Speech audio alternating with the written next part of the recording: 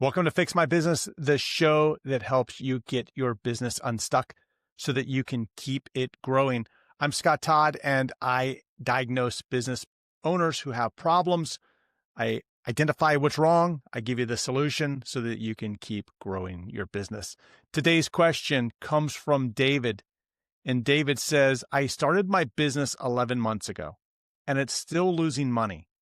I'm sure it's just the startup stage. My sales haven't caught up to my expenses yet.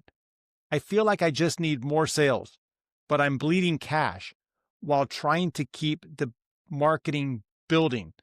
I think I'm lean. You will probably tell me to cut expenses, but I don't want to cut anything else because what's left is marketing, VAs, and technology.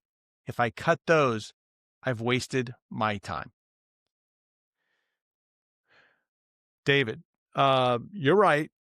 I'm going to tell you that you only have two options. Option one is you need more revenue, or option two is, cut your expenses. And my rule of thumb for these situations is always to attack the expenses. Unless, and there's a big asterisk here, unless you have some line of sight as to when you're going to have the sales in order to replace the expenses.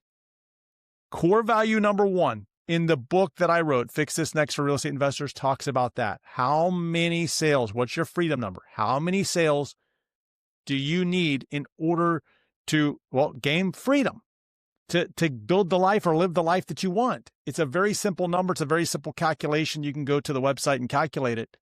But if you don't know that number and you don't have any insight into when you're going to be there to be profitable, then your only other option is to cut expenses. And I see this all the time when it comes to bootstrap businesses. There's this hesitancy to, cut expenses. And what happens is when we get going in a bootstrap business, oftentimes we will go out and we will just invest in everything. Every tool that everybody else is using, we have to use it too. VAs, no problem. Let's just add them. Let's just add, because it will all catch up, right? Well, in a bootstrap business, every month that you're losing money, that money is coming from somewhere. It's coming from your life savings. It's coming from a credit card. It's mounting up.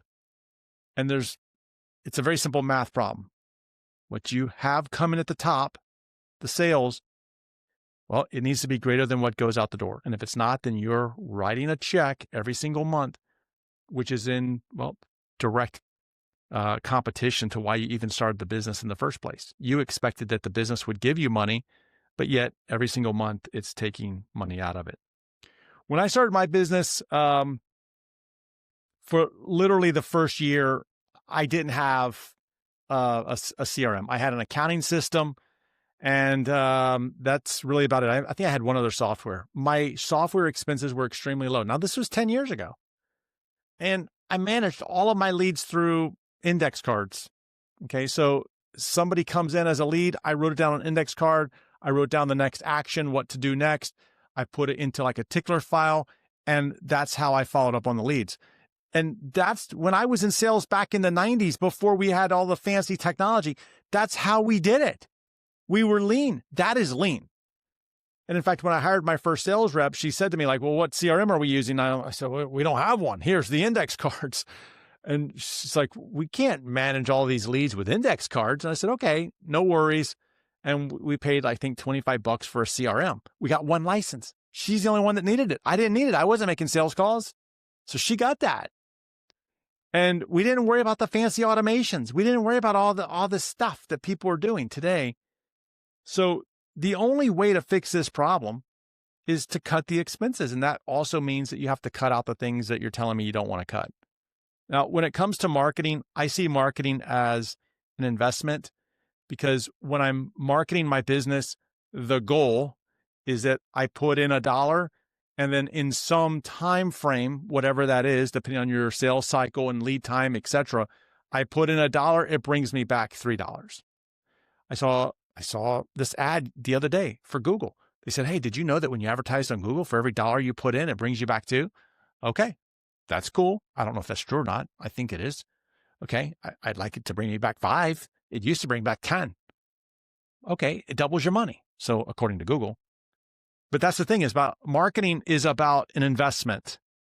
Okay. When we're talking about VAs, that is somewhat an investment because, well, if I have VAs that are doing work for me, well, then it should replace my time, which would allow me to go get the one thing that I need as sales. You see, if I generated, because I have a VA doing work, if I generated 2 more hours of a week of time, then that 2 hours a week should be spent giving the business what it needs. And it doesn't need, I don't know, more fluff, a better website. It needs somebody on the phone calling customers to convert them from leads into customers. That's what it needs, or customers into repeat buyers. That's what the business needs. So that's what we have to give it. So we have to give the business what it needs when it needs it. And on the topic of VAs, when we're talking about VAs, I think the one thing that we want to remember too is that ideally, you're not paying a VA by the hour, and you're not paying them, especially in the beginning, you're not paying them by the month. Okay. I know there's VA companies out there that say, oh, well, you buy for $1,900, you get this. I hope that you're not doing that, because really at the end of the day, the VA should be providing, especially in the beginning, it should be providing work on a per task basis, because you can hire someone, I don't know, $2,000 a month, but you may not have $2,000 worth of work to do. So we have to go through this and look at this and say, wait, if it's not producing revenue today, we got to get rid of it. If it's not going to produce revenue in the future, we got to get rid of it.